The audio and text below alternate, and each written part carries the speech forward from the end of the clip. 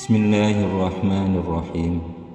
Keluarga dan sahabatku yang dirahmati Allah, dalam kehidupan sehari-hari sering kita melihat orang yang baik kepada orang lain tetapi memusuhi dan mengacuhkan saudara atau keluarganya sendiri. Hal ini sangat disayangkan karena salah satu perintah Allah dan Rasul-Nya yang sangat ditekankan dalam agama ini adalah menjalin silaturahmi atau ikatan keluarga terhadap zawil arham, sanak saudara. Allah Subhanahu wa ta'ala berfirman, wattaqullaha alladzi tasaaluna bihi wal arham, dan bertakwalah kepada Allah yang dengan namanya kalian saling meminta, juga takutlah kalian memutus sanak saudara. Juga firman Allah Subhanahu wa ta'ala, وَالَّذِينَ يُنقِضُونَ عَهْدَ اللَّهِ مِنْ بَعْدِ مِيثَاقِهِ وَيَقْطَعُونَ مَا أَمَرَ اللَّهُ بِهِ أَنْ يُوصَلَ وَيُفْسِدُونَ فِي الْأَرْضِ أُولَئِكَ لَهُمْ لَعْنَةُ اللَّهِ وَلَهُمْ سُوءُ الدَّارِ. Dan orang-orang yang merusak perjanjian Allah setelah mereka menyepakatinya dan mereka memutuskan hubungan keluarga yang Allah perintahkan untuk menyambungnya serta membuat kerusakan di muka bumi, mereka itu terlaknat dan bagi mereka tempat kembali yang buruk. Di dalam sebuah hadis, Rasulullah sallallahu alaihi wasallam juga bersabda, la yadkhulul jannata qati'un ay qati'u rahmin. Tidak masuk surga orang yang memutus hubungan keluarga. Hadis riwayat Bukhari wa Muslim. Diriwayatkan dari sahabat Abi Bakar Siddiq bahwa Rasulullah sallallahu alaihi wasallam bersabda, "Ma min dzambin ajdaru min ayyu'jilallahu li sahibihil 'uqubata fid dunya ma'a ma yudkhiru lahu fil akhirati minal baghi wa qati'ir rahmi." Tidak ada dosa yang lebih berhak dipercepat hukumannya di dunia serta dihinakan di akhirat kecuali menganiaya dan memutus hubungan keluarga. Hadis riwayat Tirmidzi dan Ibnu Majah. Di dalam hadis lain Rasulullah sallallahu alaihi wasallam juga bersabda, "Inna a'mala bani Adama tu'radu kulla khamisin wa lailatil jumu'ati fala yuqbalu amalu qati'i rahmin." Sesungguhnya amal anak Adam dipersembahkan setiap hari Kamis dan malam Jumat, maka tidak diterima amalnya orang yang memutus hubungan persaudaraan. Hadis rawahu Ahmad. Diriwayatkan pula bahwa suatu hari kami duduk-duduk di sisi Rasulullah sallallahu alaihi wasallam. Lalu beliau bersabda, la yujalisuna qati'u rahmin. Jangan duduk bersama kami orang yang memutus hubungan keluarga. Tiba-tiba seorang pemuda berdiri dari halaqah, disusul datang pula bibinya. Selama ini mereka saling membenci. Kemudian keduanya saling memaafkan lalu kembali ke majelis Rasulullah. Kemudian Rasulullah sallallahu alaihi wasallam bersabda, "Innar rahmata la yanzilu ala qaumin wa fihi qati'u rahmin." Sesungguhnya rahmat Allah tidak turun pada suatu kaum yang di dalamnya terdapat orang yang memutus hubungan persaudaraan. Hadis rawahu Asbahani. Diriwayatkan pula dari Sayyid Muhammad Al-Baqir, cicit Rasulullah sallallahu alaihi wasallam, bahwa ayahnya Sayyid Zainal Abidin pernah berkata, la tusahib qati'a rahmin fa inni wajadtuhu mal'unan fi kitabillahi fi thalathati mawadhi'. Jangan berteman dengan orang yang memutus hubungan persaudaraan, karena aku menemukannya dilaknat oleh Allah dalam 3 ayat. Lalu beliau membaca ayat di atas. Keluarga dan sahabatku yang dirahmati Allah, demikianlah ancaman bagi orang yang berani memutus hubungan persaudaraan. Bukan saja akan terhalang pahala semua amalnya, tetapi dia juga terhalang masuk surga. Dan yang lebih menyedihkan lagi, bahkan Rasulullah dan para zuriyahnya tidak berkenan berada satu majelis bersama orang tersebut. Lalu siapakah zawil arham itu? Dan siapa pula orang yang dianggap sebagai pemutus hubungan keluarga?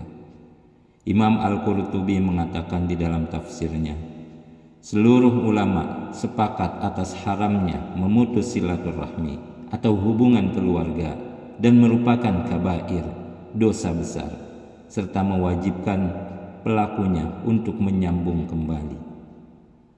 Arham adalah jamak dari rahim yang berarti kandungan. Maka zawil arham adalah orang yang memiliki hubungan keluarga dengan kita, seperti ayah, ibu, dan seatasnya, anak, dan sebawahnya, saudara kandung, saudara seayah atau seibu, paman, keponakan, dan semua yang ada ikatan darah dan kerabat dengan kita.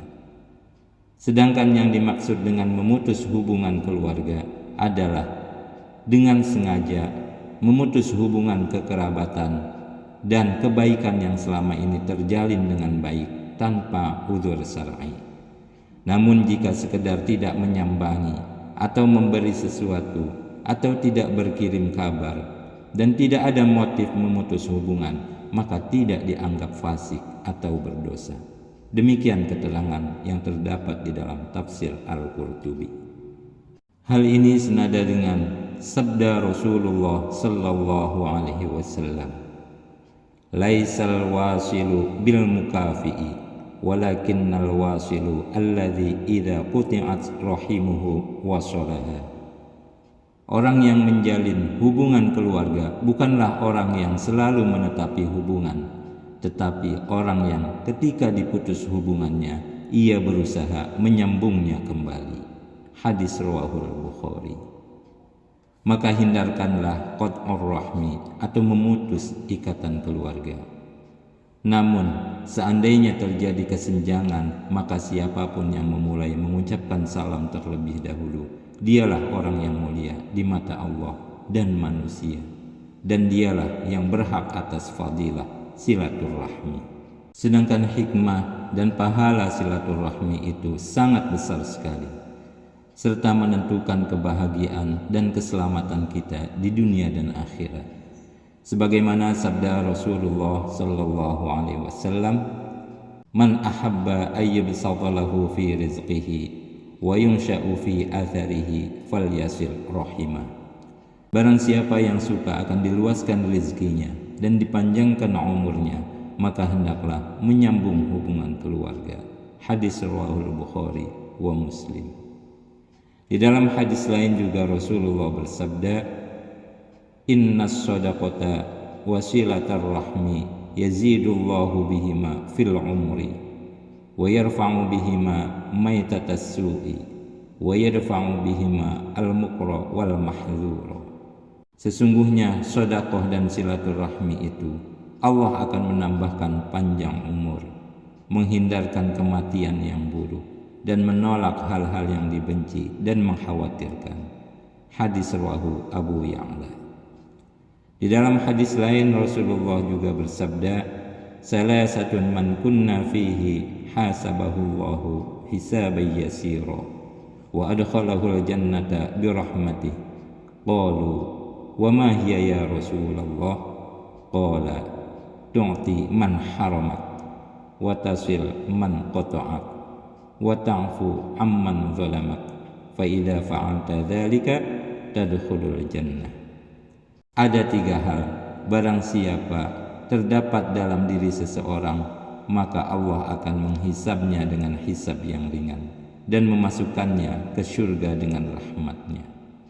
Lalu sahabat bertanya, "Apakah itu ya Rasulullah?"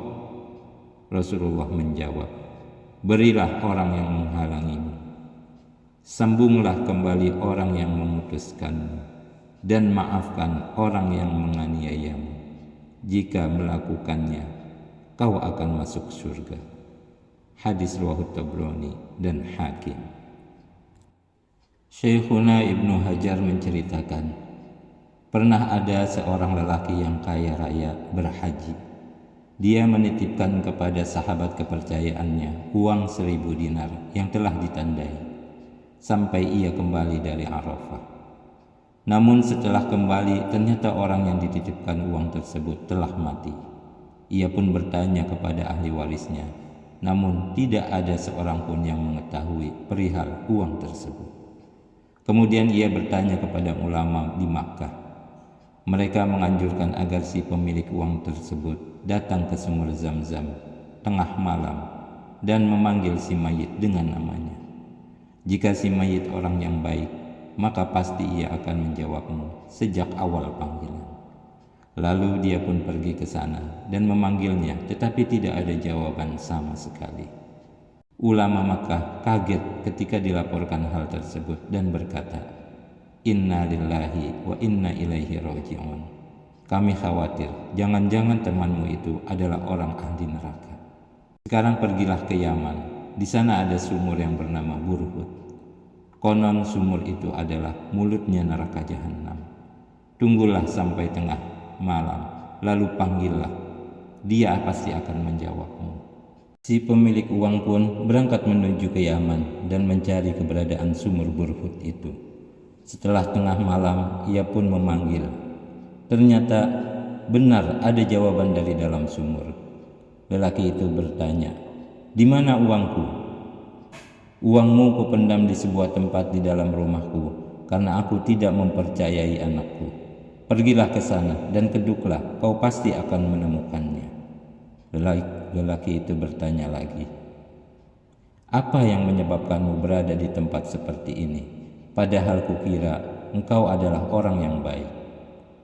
Yang di dalam sumur menjawab, "Aku punya seorang saudara perempuan yang fakir dan aku musuhi selama ini. Tidak pernah kupedulikan, maka Allah menghukumku dan menempatkanku di tempat yang hina ini." Syekhuna Ibnu Hajar mengatakan, dengan demikian maka benarlah hadis sahih di atas, la yadkhulul jannata qati'un, tidak masuk surga orang yang memutus hubungan keluarga. Hadis riwayat Bukhari wa Muslim. Keluarga dan saudaraku yang dirahmati Allah, betapa pentingnya menjalin tali silaturahmi atau hubungan keluarga, sehingga Allah dan Rasul-Nya memberikan janji dan ancaman bagi siapapun yang melakukannya. Karena seharusnya mereka adalah orang-orang yang lebih kita dahulukan dengan semua kebaikan kita, seperti zakat, sedekah, hadiah, dan lain-lain daripada orang lain. Menjalin silaturahmi dampaknya sungguh sangat besar dalam kehidupan kita, baik di dunia maupun di akhirat.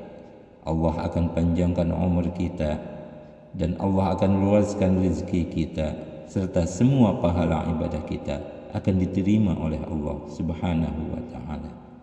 Sebaliknya, jika kita berani memutus tali silaturahmi, maka Allah akan memangkas umur kita, menyempitkan rezeki kita, dan menolak semua pahala amal ibadah kita. Semoga kita dapat menjalankan semua anjuran Allah dan Rasul-Nya demi mendapatkan ridhonya dan selamat dunia dan akhirat. Amin. Wallahu a'lam bishawab.